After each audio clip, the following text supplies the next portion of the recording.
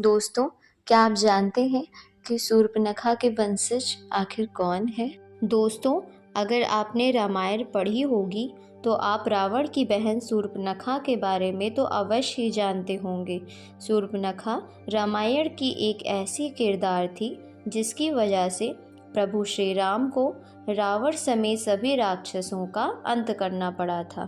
शूर्पणखा लंका के राजा रावण की बहन और दानवों के राजा कालका के पुत्र की पत्नी थी। कई दानवों को मारकर समस्त संसार पर राज करने की इच्छा करने वाले रावण ने अपनी बहन के पति का भी वध कर दिया था। रावण ने उसे आश्वासन देते हुए भाई खर के पास रहने के लिए भेज दिया। तभी भगवान राम, लक्ष्मण और सीता वनवास के लिए जंगलों में भटक रही थी। वहां राम को देखने के बाद शूर्पणखा उन पर मुग्ध हो गई। उसने अपना परिचय राम को इस तरह दिया कि मैं इस प्रदेश में स्वच्छचारिणी राक्षसी हूँ। यहाँ मुझसे सब भयभीत रहते हैं। विश्वा का पुत्र बलवान रावण मेरा भाई है और मैं तुमसे विवाह करना चाहती हूँ। राम ने उसे बताया कि उनका विवाह हो गया है, लेकिन उनका छोटा भाई अविवाहित है, तो आप उनके पास जाएं। लक्ष्मण के पास जाकर भी शूर्पणखा ने विवाह का प्रस्ताव रखा, लेकिन लक्ष्मण ने उन्हें मना कर दिया और राम के पास वापस जाने के लिए कहा।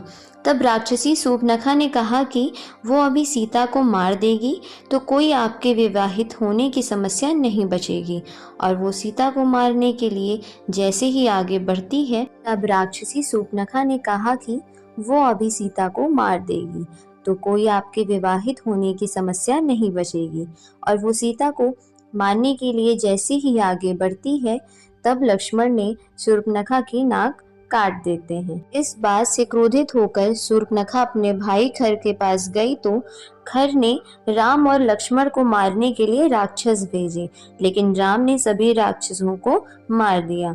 शूर्पणखा अधिक क्रोधित होकर रावण के पास गई।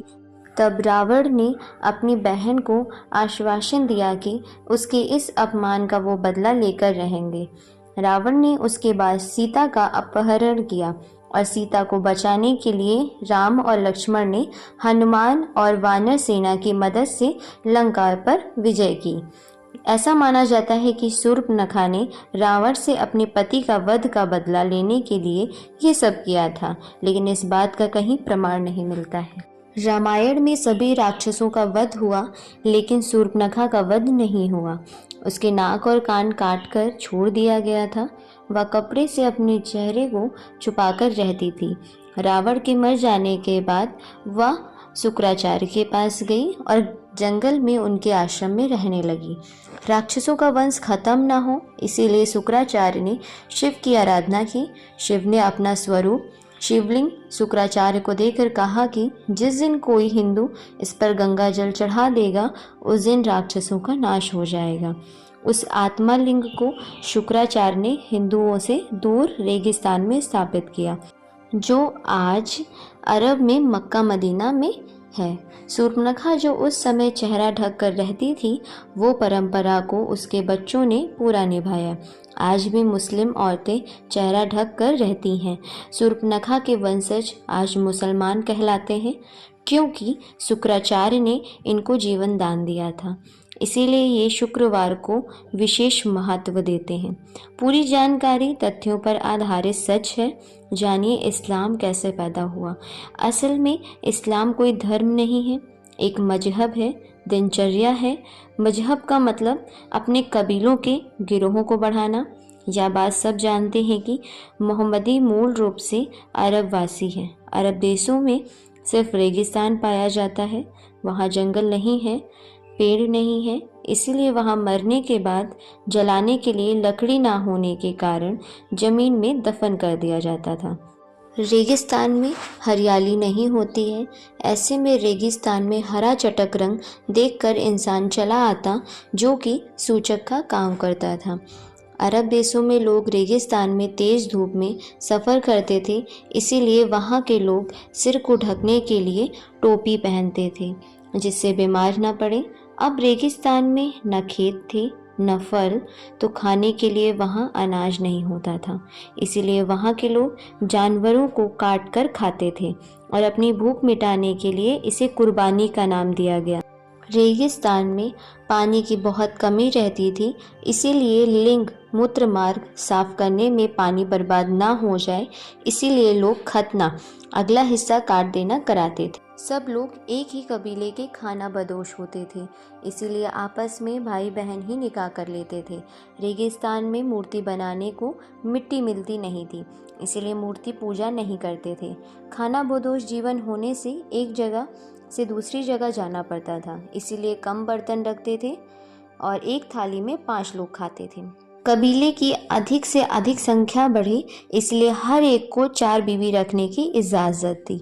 इस्लाम कोई धर्म नहीं, मात्र एक कबीला है और इसके नियम असल में इनकी दिनचर्या है। दोस्तों, ऐसा बताया जाता है कि द्वापर युग बीत जाने के बाद सूर्पनखा के वंशज आज के समय में इब्राहिम धर्म के अनुयायी हैं और इस वजह से इस्लाम धर्म में शुक्रवार को विशेष महत्व दिया जाता है। इस बात का जिक्र धार्मिक ग्रंथों में भी किया जा चुका है। दोस्तों, सारी बातें किनारे करके अगर इस कहानी पर गौर फरमाया जाए तो ज़रा एक बार सोच कर देखिए कि आखिर ऐसी कौन सी वजह है जिसके चलते किसी भी हिंदू का मक्का मदीना के अंदर जाना साफ तौर पर मना है, और अगर कोई हिंदू चाहे भी तो मक्का मदीना के अंदर नहीं जा सकता। आखिर कौन सी चीज़ है जो सभी हिंदुओं को मक्का मदीना के अंदर जाने से रोकती है? दोस्तों, इस बात के पीछे ऐसा कोई ना कोई ठोस कारण तो ज़रूर होगा जिसने हिंदुओं के वहाँ जाने पर प्रतिबंध लगा रखा है। अगर ध्यान दें, ये सारी बातें केवल एक ही तरफ इशारा करती हैं कि शायद मुसलमानों का सूर्पनखा के वंशज होने वाली बात हकीकत हो सकती है, और सारे मुसलमान इस बात से डरते हैं कि अगर कोई हिंदू गलती से भी मक्का मदीना के अंदर चला गया और उसने शिवलिंग पर गंगा जल छिड़क दिया तो इस दुनिया से पूरी राक्षस जाति का अंत हो जाएगा। दोस्तों, ये राक्षस और कोई नहीं बल्कि सूर्पनखा के वंशज हैं। भले ही ये सारी बात आपको हैरान कर रही हो, लेकिन शायद ये बातें सच भी हो सकती हैं, क्योंकि इस दुनिया का सबसे पहला धर्म सनातन धर्म है। यानी इस दुनिया में मौजूद हर एक व्यक्ति सनातन धर्म से ज़रूर ताल्लुक़ रखता है और हमारे ईश्वर भी सनातन धर्म से ही ताल्लुक़ रखते हैं। दोस्तों, ठीक ऐसा ही प्राचीन समय में हुआ करता था। कुछ लोग मिलकर अलग अलग नियमों और परंपराओं को बनाए करते थे। धीरे धीरे इसी तरह की ये चीज़ें जातियों में बदल जाती थी, जिससे आगे चलकर अनेकों धर्म की उत्पत्ति हुई। लेकिन दोस्तों, इस्लाम धर्म के हकीकत भरे इस सच पर आज भी कई हिंदुओं द्वारा सवाल उठाए जाते हैं।